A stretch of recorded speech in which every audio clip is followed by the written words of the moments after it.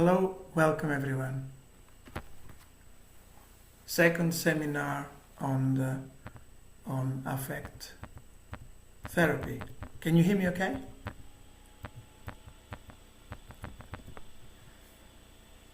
Few people have written to me, a couple of people, apologies. Somebody is ill in the hotel in Madrid, somebody else at a meeting.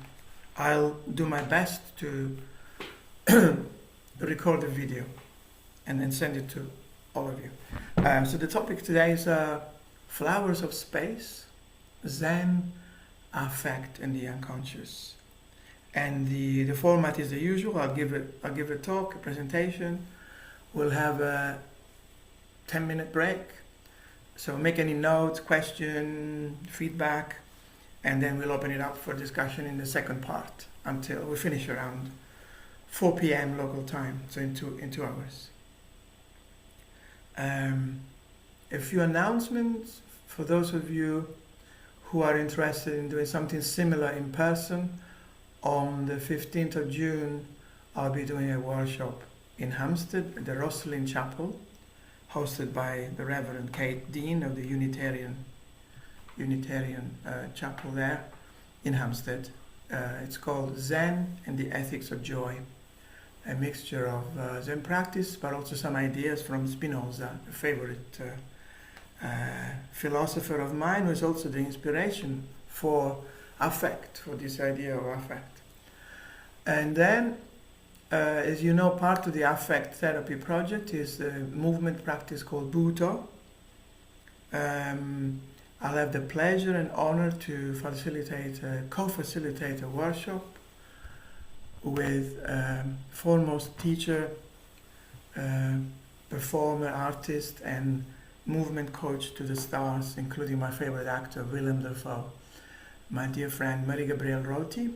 We'll run a workshop in July 19th and 20th in London in Finsbury Park called How to Build a Body Without Organs. An idea comes from Antonin Artaud, and that runs through the Buto masters, the Buto practitioners. Okay,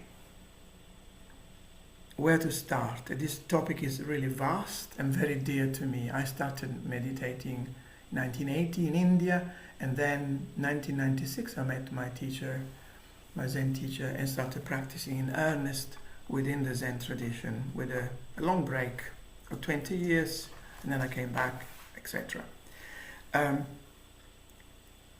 The first thing I want to say is that Zen can be a path of deliberate disorientation. It belongs to what some people will call the hermeneutics of disorientation. There is a famous saying in our tradition. It's a particular Zen master, Master King Huan Chan master from China. And you might know this saying. It says, before embarking on Zen practice, mountains are mountains, rivers are rivers.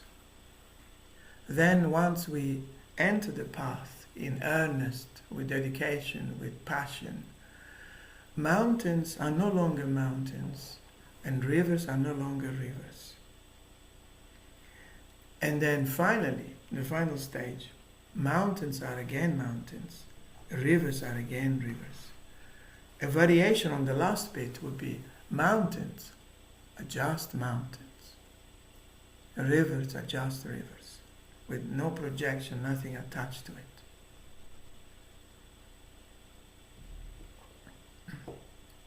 In the Western tradition, there is only one person that I know of who engaged thoroughly with this practice or hermeneutics of disorientation, and that was Nietzsche.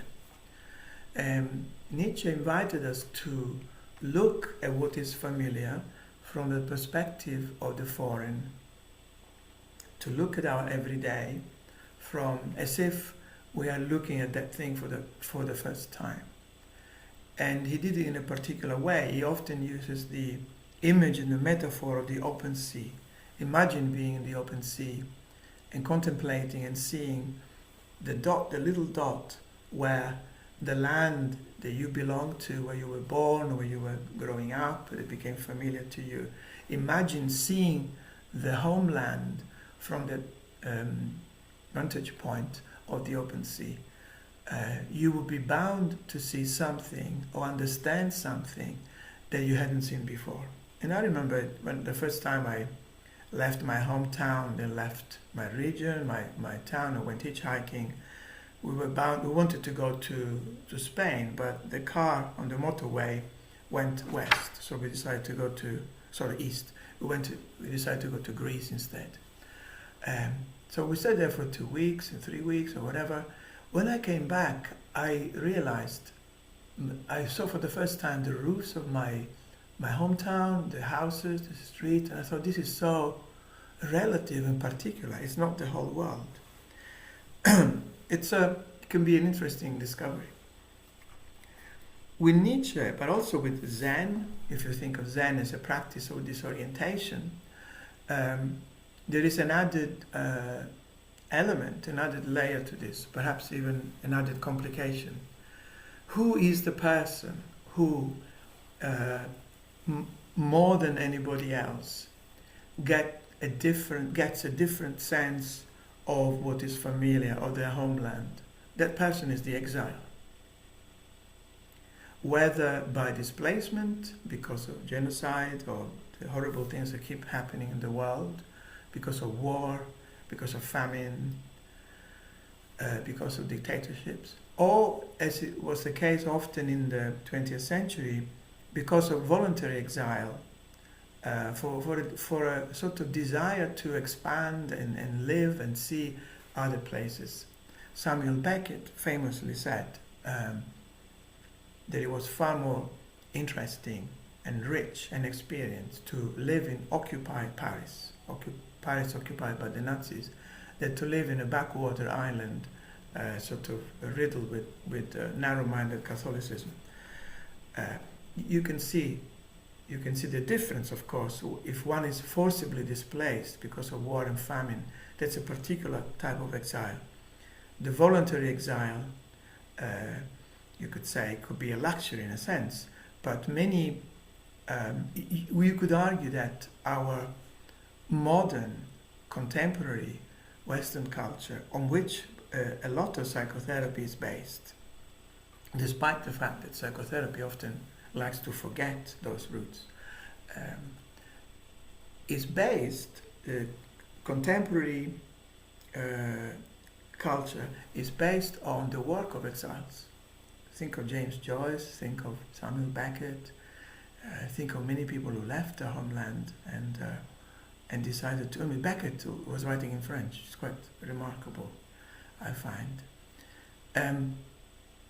But this is not kind of hunky-dory and a choice. There is at the heart of that, there is a deep wound and a grieving that has to do with the displacement of war that started with the First World War and then the Second World War. Many, for example, Jewish Marxist intellectuals, the Frankfurt School, emigrated to the States. Walter Benjamin tragically couldn't make it, and was stopped at the border in Spain, and then, as some of you know, committed suicide, took a high dose of morphine. But the point that some people make, and these are two people, one is Lukács, as Danny taught me to the pronunciation. When I went to Budapest, we did Danny hosted a wonderful affect therapy weekend workshop last weekend, and it was a good experience. I hope we'll have more situations like that where we can meet in person and experiment and play and study and work and dance and meditate together.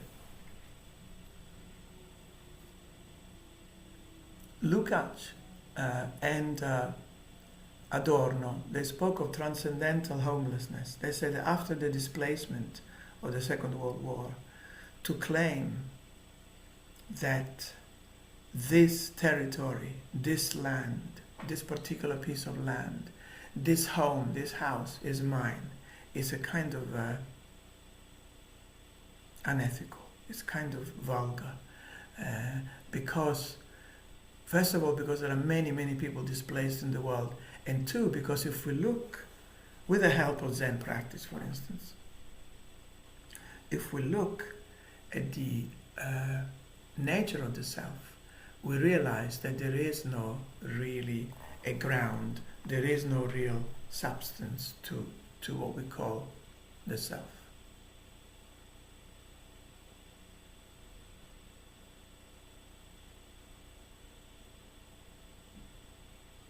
Let me pause there for a minute. And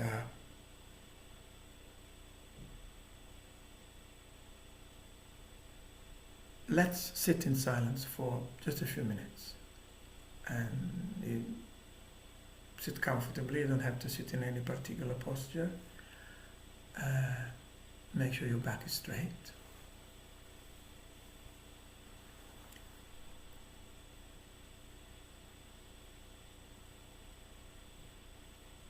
Your eyes are half closed, soft gaze, and just notice your breathing, particularly the out breath.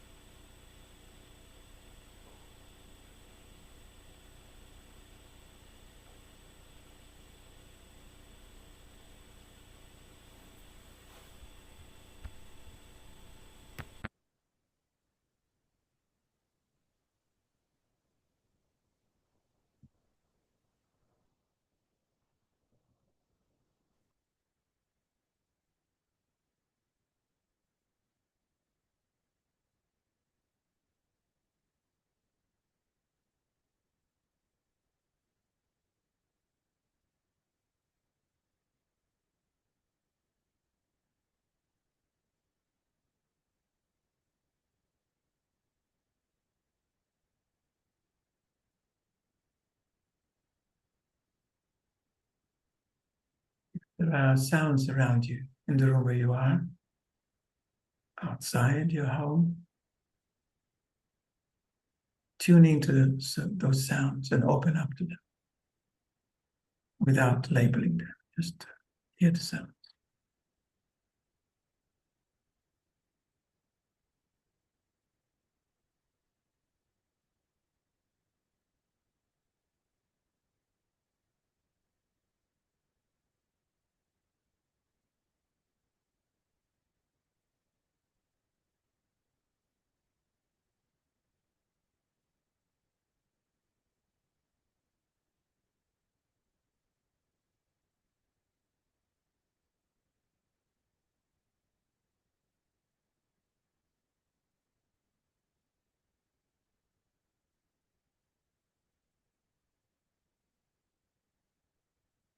We are immersed in an ocean of sounds. Maybe sounds are imperceptible, distant.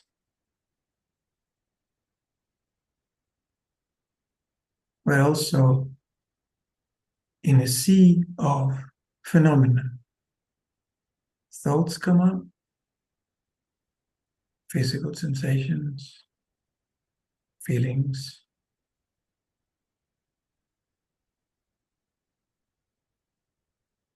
emotions. It's a continuous stream like a river.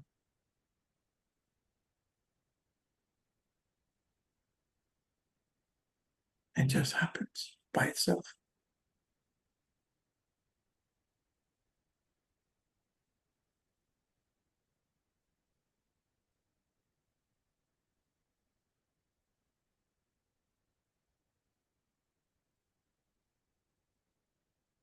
Now we could do two things. We could say, all of this that I'm hearing, sensing, feeling, noticing is happening to me. That's me. Or we could say it's simply the river of life, traversing us, moving through our body-mind. Constant change.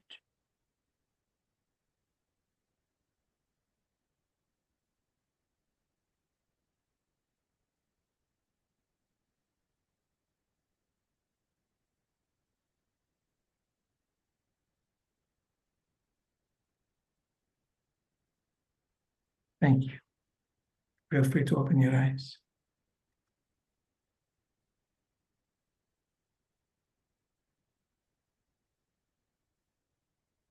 So Zen as a hermeneutics of disorientation. How would that relate to a practice like sitting meditation? It could do that in many ways. One way would be to realize that the construct, the various bits and pieces that make who I am, have no solid ground.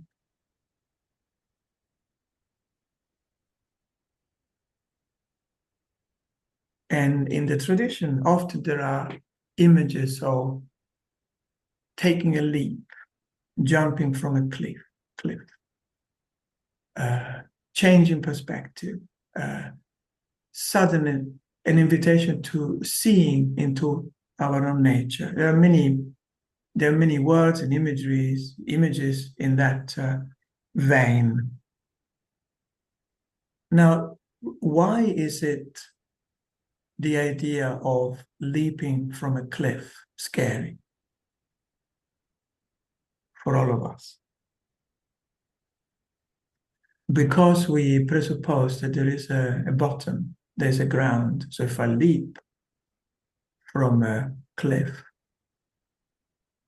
I will crush, I will destroy my body, will be unimaginable. But what if I leap from a cliff and there is no ground? That's the idea, both in Nietzsche, both in Zen. There is no ground. There is no ground of being. A beautiful poem that Christina, present here, sent me at some point says, falling and continue to fall in space. That's how angels are made. That's what flying is. Sometimes we experience that in dreams. Flying is such an exciting, I don't know if you had that experience, I'm sure you did. I don't know if it's scary for you, but I find it very thrilling. So think of that image, and maybe that will help the meaning that I'm trying to convey. The leap is only scary if we imagine there is a ground. But within the Zen tradition, what you get is a sense of that there is no ground. There is no ground to our being. So it's complete freedom and space, and maybe flying. So we could become angels overnight. I have a fixation with angels, which doesn't really sit with Zen, but never mind. So that's the first thing to consider. The practice is not about control. If you think of the various practices and the rhetoric of mindfulness, of certain psychology, mindfulness-based psychology, the idea, and this was my idea when I first started practice, I had to get a grip. This is too wild. This is too chaotic. I had to exercise control over my mind. Okay, some degree of concentration, of even control. I don't really like the word control, but perhaps a certain degree of skillful way to be with emotions and feeling is useful. But the idea is the very opposite, is to, through meditation, which means meditation sounds a bit grand, through simply sitting in silence, doing nothing, with people, alone, and then to say, okay, I'm sitting here, I want to open up to my experience and feel and hear and see and think and allow everything to emerge and come to the fore. As my dear friend Ken Jones, who was a pioneer of socially engaged Buddhism and a haiku master, used to say, when you sit, say to yourself, whatever wants to come up, let it come up. So it's a kind of a stance of radical openness or radical acceptance of compassion for our own experience. Who is the guest at the door? Who is going to show up? What is going to show up? Jealousy, anger, sadness, joy, happiness, or just nothing much? Can we welcome it? So that's the general attitude. And then there is something else. The understanding is often that then I have to somehow direct the traffic at the end or choose a particular mode over another. So we normally associate the Buddha with a state of calmness, with a state of equanimity, with a state of joy and compassion. And we look at more perturbed, more turbulent feelings as not the Buddha. But turbulent feelings are also the Buddha, because you could say both the happiness, the joy, the excitement, the good bits, and the so-called bad bits, the anger, the frustration, the jealousy, the regret, the deep sadness, whatever, they're both intrinsically empty. Empty doesn't mean that they don't do something to us, but they don't exist by themselves as a thing. They always exist in a context. And the important thing about any phenomena, what is a phenomenon? Literally that which arises. Konstantinos and Christina will correct me. I think the Greek etymology is phenomenon, that which arises to the senses. All phenomena arise, they hang out for a while, they hang around for a while, and then they go. Why is this talk titled Flowers of Space? Okay, there was a conception before Dogen came around. Dogen was a Japanese Buddhist monk who went to China. His life is very fascinating. I'm kind of obsessed with him in a way. 1200, went to China, experienced a different way of practicing Buddhism, came back very enthusiastic and started this whole new school. And he went on to change and tweak many ideas within the Buddhist tradition. So one of them was an expression that you find in Japanese. The expression is kuge. Kuge meant like a bit like castles in Spain. It literally means flowers in the sky. So practitioners were exhorted, were told, when you meditate, really concentrate, be focused, don't pay attention to all these flowers in the sky. Then Dogen came and his commentary is different. He said kuge, he retranslated as flowers of emptiness. He said even those manifestations, even those particularly daydreaming, are valuable, they are useful if we pay attention to them. Of course, we don't have to be completely stuck in them or worse, to reject them and start a conflict and sort of hate them. But they are interesting. They are also manifestation of our true nature. And that's a very open-minded, broad view of things. That means, I remember when I used to go to conferences on mindfulness, like 1 week, like very boring stuff.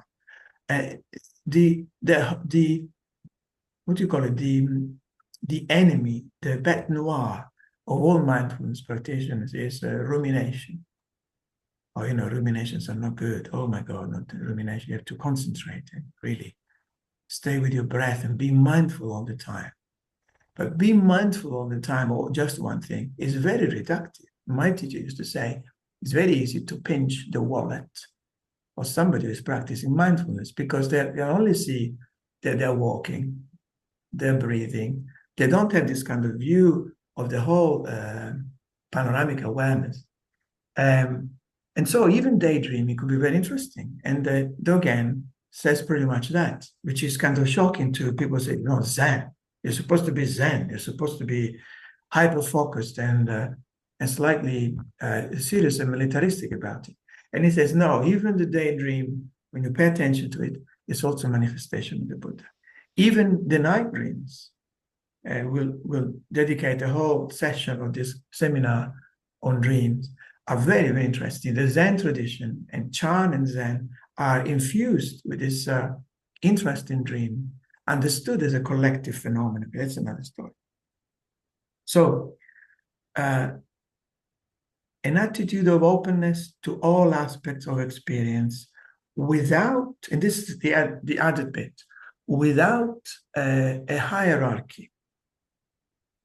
It's not like at top there is awareness, super awareness, consciousness, then there is a daydreaming and there is a feeling. No, the whole range of experience opens to us when we are meditating or sitting or in silence, contemplating, is very interesting. Like a teacher called Catherine Guénot Roche, French Zen teacher, used to say, there's always something very interesting going on. And that's the attitude. There's always something very interesting going on. Whether in ourselves or around, if we have our eyes open, it can be very entertaining. And also this idea that there is no high or low. And I'm trying to find this a particular anecdote. There's a very famous anecdote in our tradition, which again, Dogen picks it up and turns it around. So you might have heard of Bodhidharma. The legendary Bodhidharma was an Indian monk who went from India to China to transmit the true Dharma. It was the beginning of Zen in India.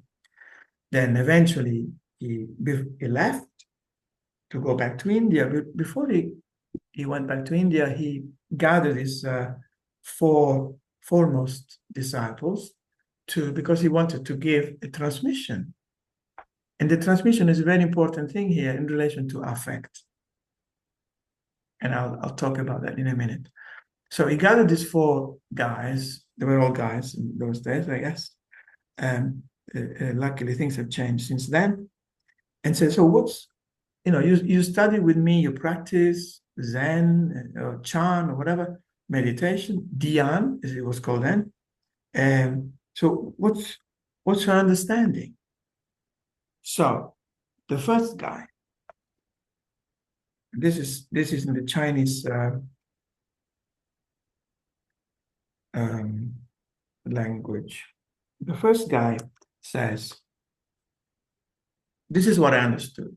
One should not cling to words and letters, not abandon words and letters. Good, sounds good. Bodhidharma said, you conveyed my skin. You got my skin. You got the skin of my teaching. Second, the second disciple came forth and said, to me, the Dharma is the joy of seeing the land of the Buddha once and never again.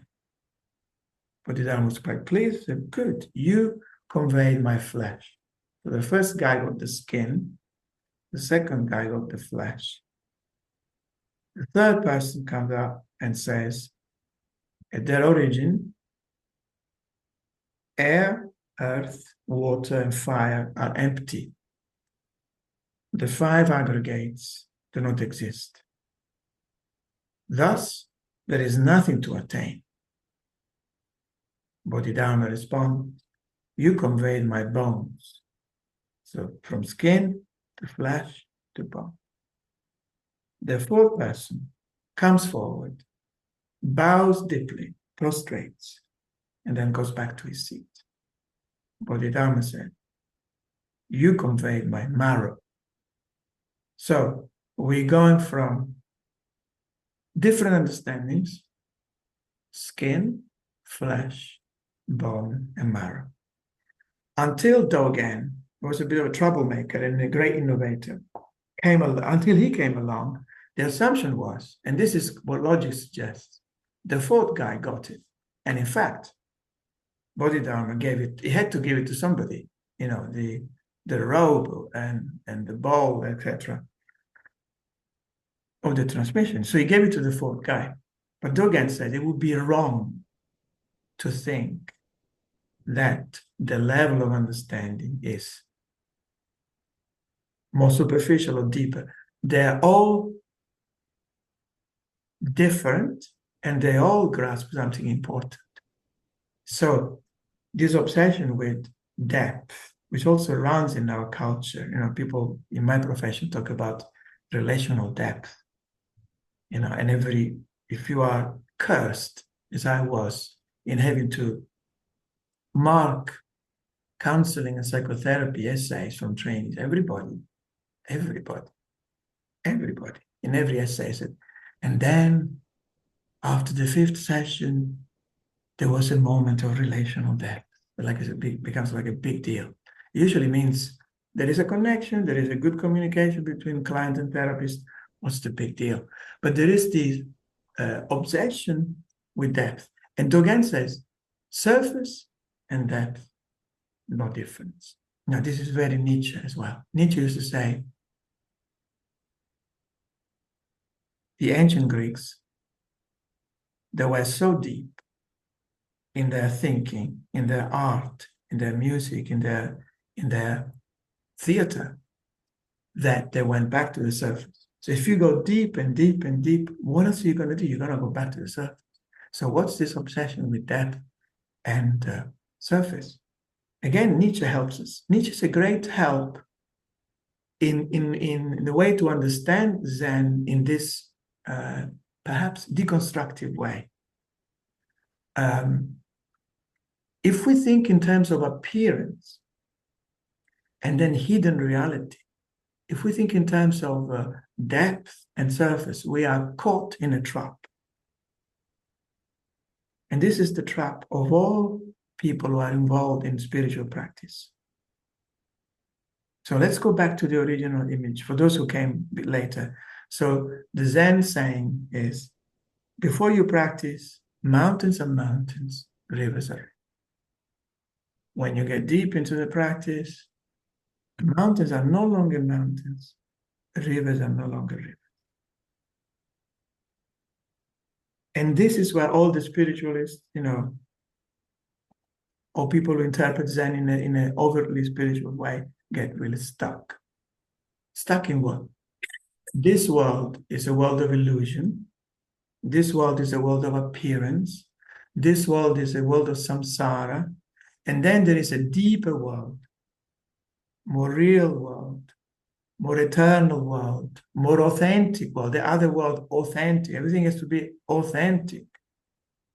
What a strange popular notion. And the real world is more real than this. That's in the Zen tradition. That's only the beginning. So what happens? You start meditating. You think, okay, let me see if I like this practice, and then some kind of experience, insight, breakthrough happens. Oh my God! If you've done LSD, you know what I'm talking about. Except LSD it's not ideal because it's you are frying. We used to say you are frying. You're not with it, but the experience is similar. Suddenly, wow! I didn't think this could be seen like that. I remember I had the honor of running a retreat, I remember this really lovely guy who was practicing for the first time retreat. He came to Daishan to interview, and he said to me, "My God, I was sitting on the bench just outside there, the kitchen, in the Lake District. I looked at the grass. The grass never looked like I never seen the grass like that. It looks like completely different. So that experience is valuable. Mountains are no longer mountains. Rivers are no longer rivers. But it is a fallacy, a mistake to think that the world is a kind of a stage, and then you look behind the curtain. That's the reality. That's a Platonic fallacy. And it's also an act of denigration of this wonderful, imperfect, impermanent, terrifying, beautiful world in which we live. To think, that's not the reality. So the Zen tradition invites us to look further, continue practice until mountains are just mountains. Rivers are just rivers. You go back to the beginning, having traveled through the strangeness, the weirdness, or seeing another perspective, having traveled through, on a psychological level, you could say, even political level, through the estrangement that comes from exiling yourself from yourself and from your native, my native views and perspective and prejudices and good things and bad things and all the rest. So you can see how Zen practice may start with a very individual desire to explore inner life, spirituality, one's psychology, one's relationship to the world, and then he ended up being political. Imagine the impossible. Some of these idiots and bastards who are at the head of big nations. Imagine them having a little experience of exiling themselves from themselves, having a perspective that your worldview is not the whole story, that it's just a tiny little place in the universe, and it's full of prejudice and hatred for difference. Imagine the political implication of taking this practice to the far end. Imagine being affected by the difference of others and being affected by our own difference, because the implication here is this. And this is the element of the unconscious in this particular topic today. Even with the best of intentions, even when I sit and meditate with good friends and we have a common intent and it feels good and we feel like, okay, we are really here together. There is a certain insight, understanding, a certain wisdom, an element of compassion. We're still sitting at the top of the iceberg. We don't really know what's going on. And I don't mean in the depth. It's simply the range of our view of what we can see, the perception is very limited. And again, Dogen would help here. It is remarkable. I mean, this guy lived in the 1200s. How did he get to come to a philosophical discussion that was almost like a 20th century, 21st century sometime? Okay, this particular example, he speaks of imperceptible mutual assistance, that we meditate together.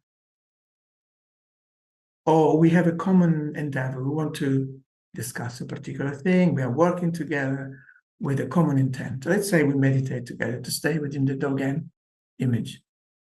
We already assist each other without knowing we're doing it. Stuff happens when we sit. The very fact of taking the posture, particularly Doesn't have to be that, but sitting on a cushion, cross-legged, steady, present. Things happen that are already happened by themselves. This is culturally, this is almost incomprehensible to our time because we have reached a level where the cognitive faculties, the brain, has become hypertrophied. It's become like an enlarged organ. We expect the brain, we expect the cognitive to get a grip on our life and the universe. That's crazy. Now that's real craziness. And you have programs, people who go to therapy with AI or with their equivalent, CBT. Sort of really the illusion is if I only tweak my thinking, if I only can grasp this, my life will be better. Okay, I mean, I appreciate the endeavor, I appreciate the need to alleviate suffering, but really, are we serious about this? So Dogen reminds us that, to use more contemporary language, even our practice is unconscious. By which I don't mean that we are just somnambulists, that we just meditate like, falling asleep. I don't mean that. I mean, all we need to do for me, is to bring my bottom on the cushion every day. It's a regular practice. And the rest happens by itself. I don't have to worry too much. I don't have to check in the mirror to see if my charisma is grown. I don't need to check with a friend how much my compassion is grown. It just takes care of itself. And what is the act? The beautiful expression, if I can find it. I will obsess also with this expression. Shinjin Tatsuraku. It's like shedding. If you sit and only sit, and I would, if you're interested in this stuff, and if you're interested in affect therapy, this work, I think my strong invitation to you is to find a good contemplative practice. And of course, I'd say Zen is the best thing in town, but you don't have to believe me. But any contemplative practice, give yourself to it. Use it as an excuse to give yourself to it. To give yourself to it. To just sit for half an hour. Just sit. What happens at times, it's almost like the way I lost my hair, or the way leaves fall from the tree. Something goes outgrown. Say, oh, I don't need that shit anymore. Do I need to do that? Do I need to do that? Of course, the habits of the self, the habits of my own self are very, very ingrained. It's not like I'm meditating and suddenly become this being of light.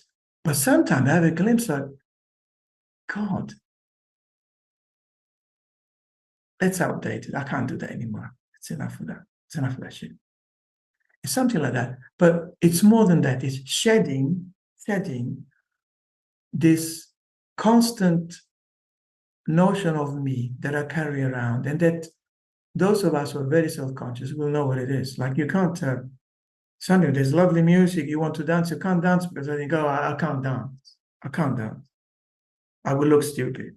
Or should I say something in public? No, I can't say something in public. We look this kind of constant second, like a ghost of me that is constantly there, checking on me, how am I doing?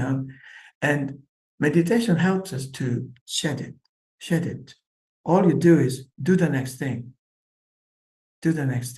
For me, okay, try to get my shit together. Put the computer at the right time, put the music, try to say something that it sounds mildly coherent. Or it's time to make a coffee. Let's make it really good. Let's concentrate on the coffee. Let's go for a walk. Let's just walk. There are trees. Let's look at the trees. Is the kind of thing, shedding, leaving this kind of need to constantly monitor how I'm doing. How am I doing? Am I doing well? Am I meditating well? Am I saying good things? Am I saying something clever? So this letting go is, in the end, I suspect, there are practitioners who are far more experienced than me, and maybe would say this is rubbish, I don't know. But in the end, that leap into the abyss is just that. It's almost saying like, I don't matter that much. What matters is what I'm coming forward and acting. Again, Nietzsche, there is no doer behind the deed. There is no ghost that is orchestrating my action. There is the deed. And sometimes it's surprising what we might find out.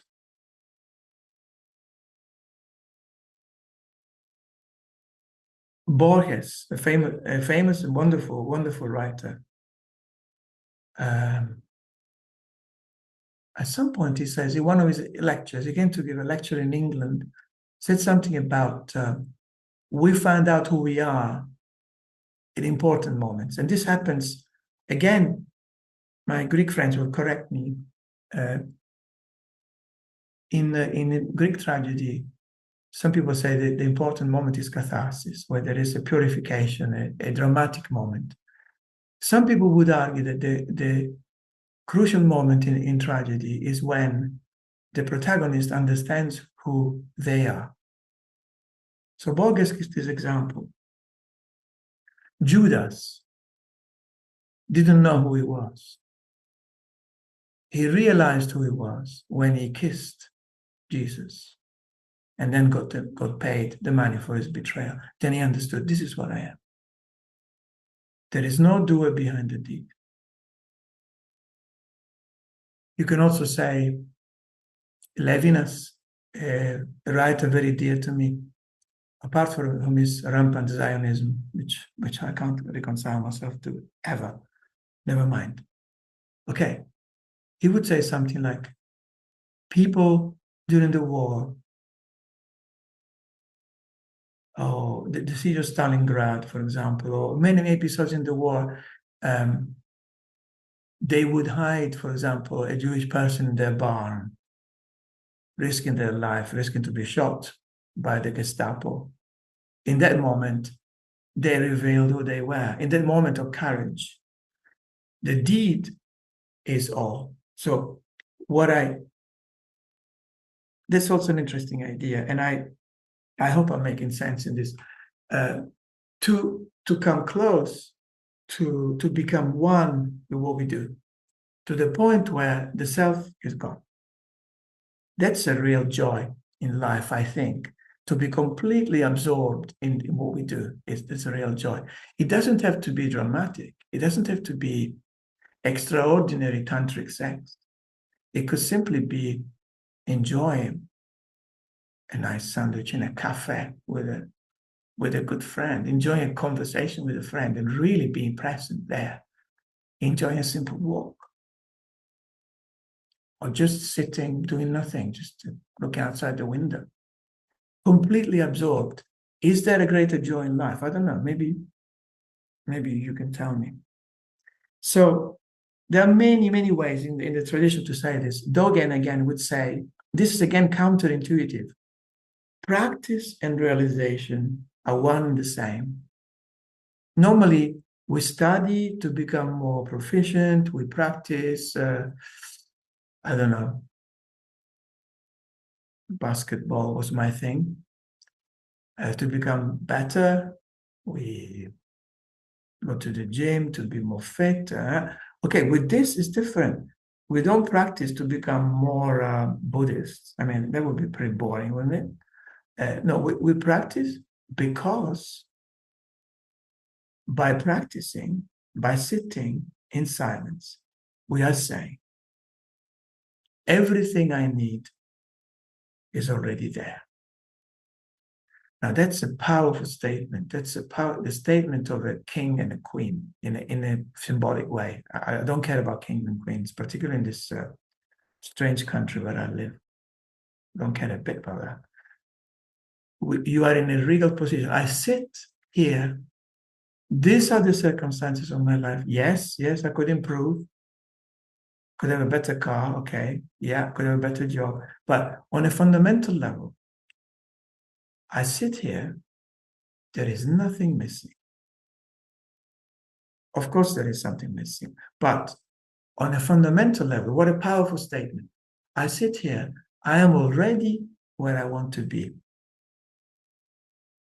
I appreciate this moment, appreciate this life as it is.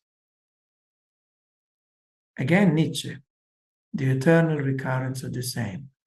What does the demon, Devang will help us here. It's also knowledgeable about Nietzsche, also Kierkegaard in particular. Well, what if a demon would come and whisper in your ear? Nietzsche says, this life as it is, this is it. You will live it forever and ever, just the way it is. When Nietzsche had the experience, it was an experience. It was in the lakes in Switzerland. I had the pleasure to go to his place and to discover it by chance, walking there. Oh my God, I recognized the book, I recognized what he was saying. When he had this experience, it was like a satori, an opening for him. This life as it is, the way I lived it, you know, my school days, my first girlfriend, my first breakup, my first punch up with a guy who wanted my girlfriend, the first time I read Italian poetry, the first time I went to a demo, the first time I had clashes with the fascists and the police, the first time I took LSD, the first time when my mother died, the wonderful holiday, when my friend died, when my friend was killed. Okay, this life, this is my life. How much do I appreciate it? Would I be prepared, Nietzsche says, to repeat it forever? That's his way of saying what Maezumi Roshi, the founder of the tradition which I'm practicing, would say, appreciate your life. How much do you appreciate your life? Now, please don't misunderstand. It doesn't mean passively having to put up with shit. It doesn't mean that. It means to a fundamental level, how much do I appreciate the fact that I'm alive? I might have an illness. I might not be living. I might not have much long to live. But how much can I appreciate that? The current relationship might not be the best. My conflicts at the moment are killing me, whatever. But I'm alive. I'm vibrant. We are in May, mid of May. How much do I appreciate it? That's a kind of a thing. And in a way, you could say Zen practice is one of the ways in which we can, what can I say, show up to our life, live it more fully, and then realize the mountains are just mountains, the rivers are just rivers, that we have seen them the first time, the mountains, beautiful, majestic, what is it? Let's go and explore it. Then it became a deep experience. We didn't know what the mountain was anymore. We didn't know what this life is anymore. We perhaps, the way we entered the cave, it became darker, we couldn't see well. And then in the end, it's just mountain. But the just is not diminishing. It's a mountain. And this particular cup of tea is a cup of tea. I might as well enjoy it. There's so much I would like to say. Maybe I could add a couple more things. There are many ways of saying this. Mountains are mountains. The Heart Sutra says, "O Shariputra, form is emptiness. Emptiness is form. Form is no other than emptiness. Emptiness is no other than form." So we think this table, this me sitting here, you sitting there, is very substantial, is very much solid. then sometime when we practice, meditate, we begin to see that we are, the Lord would say, an assemblage, although he uses in a different context. In Buddhism, we say skandhas, aggregates that cluster together a series of, you could say, affective assemblages, the way we respond to the world, and that one day will fall apart. But we don't, it doesn't happen only in that. We come into being and falling apart every moment. So you might realize at some point through your practice that what I think of this very solid is not that solid. And then we have to move beyond that. Mountains are again mountains. Yes, it is solid. It's me. It's me. Because if I get stuck in the spiritual, my hippie spiritual friends, we're all one, man.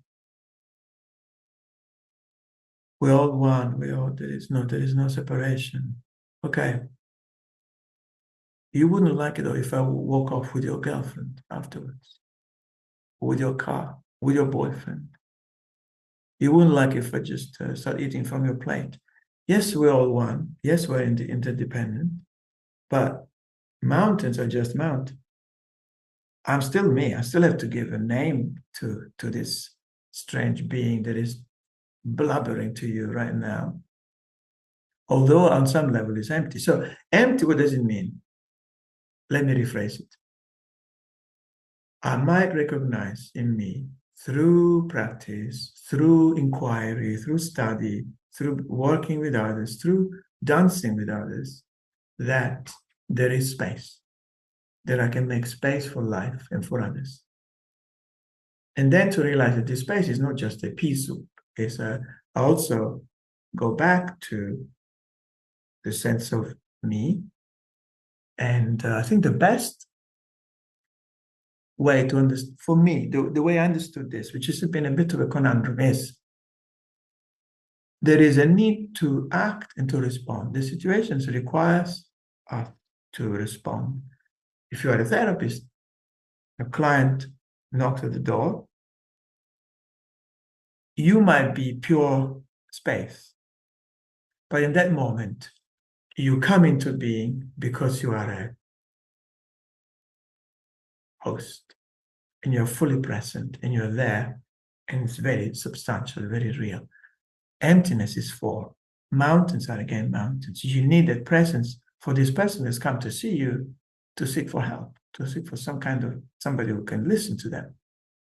So I guess my teacher, Genpo Roshi, used to say a bit cheekily, you need lubricant. You need to move between this position of relative and absolute, to remember that we are space, that we can make space for others. And by the way, others include mountains, rivers, rocks, gardens, sky, clouds, dirt, shit, bricks, buildings, the wind, the rain, the sun. That's also affecting us, moving through us.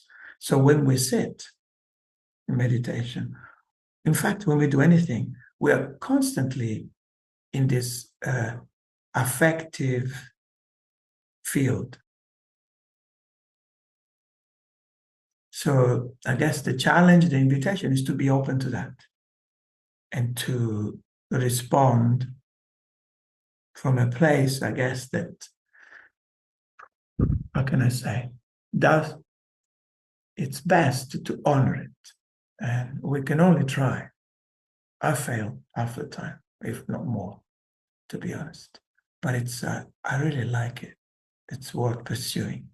And finally. I mean, there was so much more here, but it's I hope I gave you some flavor of this. The last thing, for some of us, certainly for me, the way this happens is by how can I say?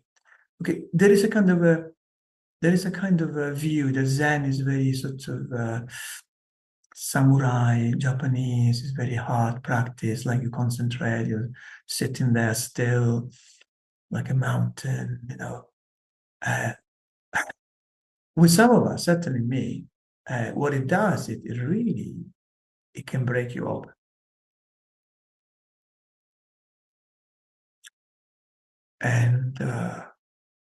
And that's a good thing, even though it really sucks when it happens. I don't want this. I don't want my heart to break. Never again. Don't we say that? You're in love with somebody and things go wrong or whatever. Things end. They always do, don't they? Nothing lasts forever, not even 5 minutes, to quote Uncle Lou. And then you say, I will never put myself in that position of being so open and vulnerable to another person and suffer like a dog. Now, the invitation, again, why this is counterintuitive, the invitation is to continue to open up, continue to open up. But not, some people would say, oh, I open my heart so then somebody else will come along.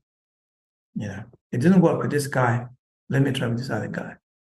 Okay, that's good. It didn't work with this woman. No, try another. No, the idea is even more idiotic in Zen. It's even more idiotic, more counterintuitive, is to use that sorrow, to use the breaking of the heart, to open and open and open to the suffering around us.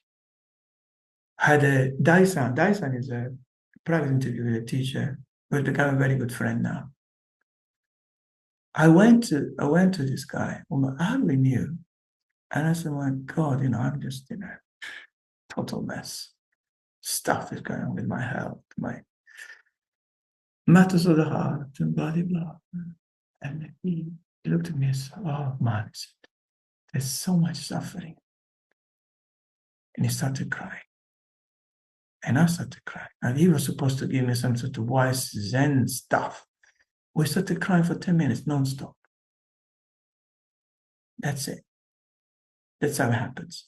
And we say in the tradition, a transmission, a meeting beyond the scriptures. Now that's an example. It doesn't have to be mystical, doesn't have to be Japanese even. It's just two guys, in this case, cry their heart out because, boy, sometimes stuff is hard. But what is good about that is the softness, the tenderness that comes with that. And the laughter afterwards, because you can laugh afterwards. Bloody hell. And the meeting of the heart. So that Zen is also about that. Please don't think that Zen is some kind of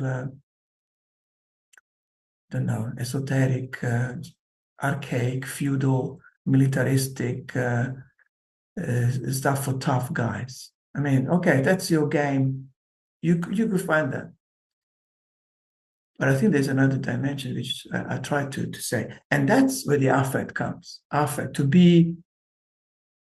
to lay yourself open, of course, to take care of yourself. I'm not inviting complete masochism, although we will have a seminar on masochism and sex and love, which I find it very, very interesting from a philosophical, psychological, erotic perspective as well. So there is a lot to be said about it, but I'm not advocating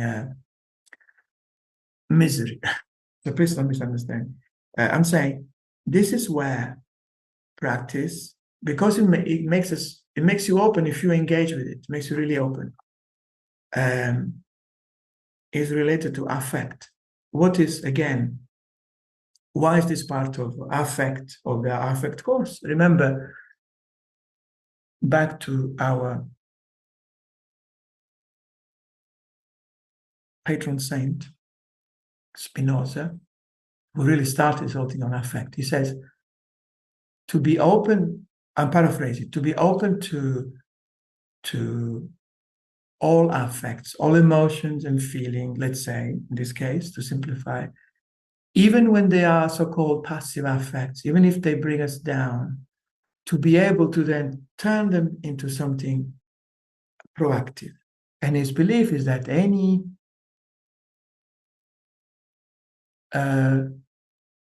even intense so-called negative feeling, when attended to with care, with awareness, with self-compassion, can turn into eventually into joy. That's how Zen practice for me is integral to our project of affect therapy. I think I spoke a little too long. Forgive me. Let's have a break.